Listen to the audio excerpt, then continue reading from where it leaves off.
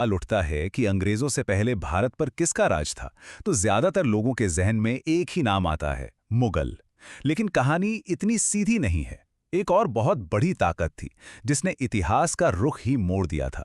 चलिए, आज मराठा साम्राज्य की इसी दिलचस्प कहानी में उतरते हैं। तो जैसा कि मैंने कहा, ज्यादातर लोग सोचेंगे मुगल, लेकिन हकीकत यह है कि एक और शक्ति थी जिसने सब कॉन्टिनेंट के एक बहुत बहुत बड़े हिस्से पर अपना दबदबा कायम कर लिया था, और वो थे मराठा।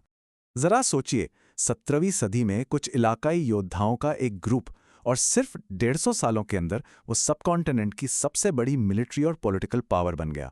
ये थी मराठों की कहानी, एक जबरदस्त उभार की कहानी। तो इस पूरी कहानी को हम 5 हिस्सों में देखने वाले हैं। सबसे पहले बात करेंगे शिवाजी की, वो विद्रोही राजा जिन्होंने इसकी नींव रखी। फिर देखेंगे कि पेशवाओं के दौर में ये साम्राज्य कैसे फैला। इसके बाद समझेंगे कि कैसे इस कन्फेडरेसी में दरारें पड़ी। फिर आएगी अंग्रेजों के साथ उनकी जबरदस्त टक्कर, और आखिर में हम बात करेंगे उनकी विरासत की कि आज वो हमारे लिए क्या मायने रखती है। तो कहानी की शुरुआत होती है 17वीं सदी के एक करिश्माई लीडर शिवाजी से। एक ऐसा शख्स जिसने उस वक्त की दो ताकतवर साम्राज्यों को सीधी चुनौती देने की हिम्मत की। अब देखिए, शिवाजी के इस पूरे विद्रोह की जो जड़ थी ना, वो एक बहुत मजबूत विचार था, हिंदवी स्वराज्य। इसका सीधा सा मतलब था अपना राज्य, अपना शासन।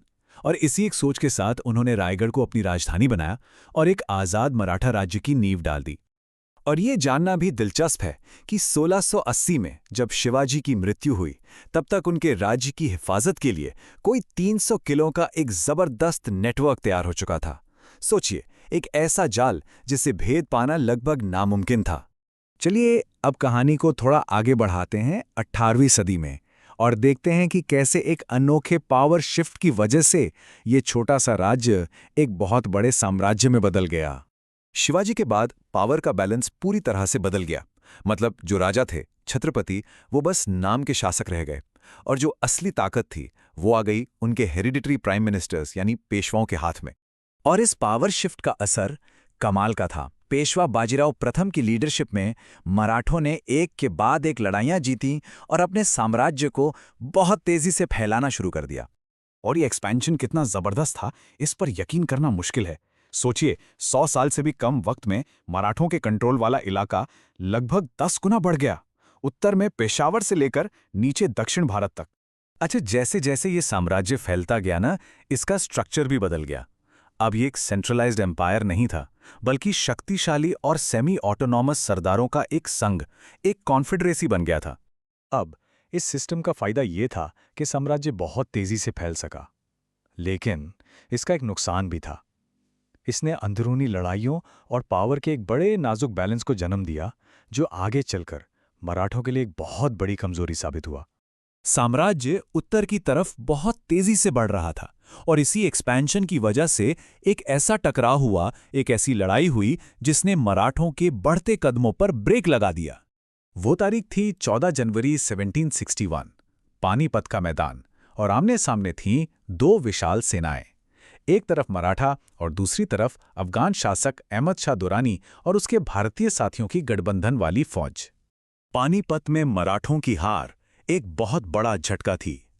कई इतिहासकार मानते हैं कि इसकी एक बड़ी वजह ये थी कि मराठों ने भारी टैक्स और पॉलिटिकल दखलंदाजी से अपने ही इलाके के दूसरे हिंदू राजाओं जैसे जाटों और राजपूतों को नाराज कर दिया था, और नतीजा ये हुआ कि इस सबसे जरूरी लड़ाई में वो अकेले पड़ गए। पानीपत के झटके से मराठा उभरे जरूर, लेकिन अब तक उनका संग बिखर चुका था, और ठीक इसी वक्त उन्हें अपनी सबसे बड़ी चुनौती का सामना करना पड़ा।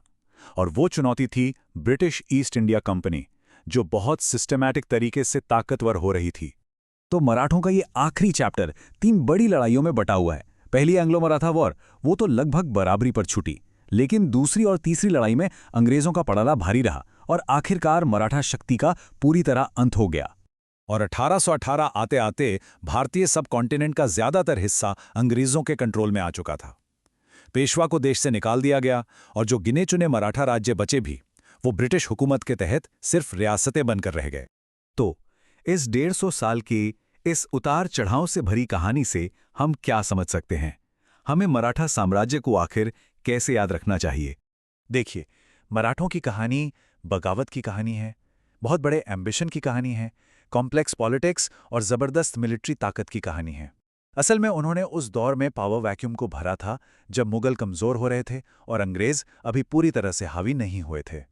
और उनके पतन ने ही भारत में लगभग 200 सालों के ब्रिटिश राज का रास्ता खोला और अपने पीछे इतिहास का एक बहुत बड़ा सवाल छोड़ दिया कि क्या होता अगर पानीपत में या अंग्रेज़ों के खिलाफ मराठे जीत जाते। आधुनिक भारत का नक्शा तब कैसा होता।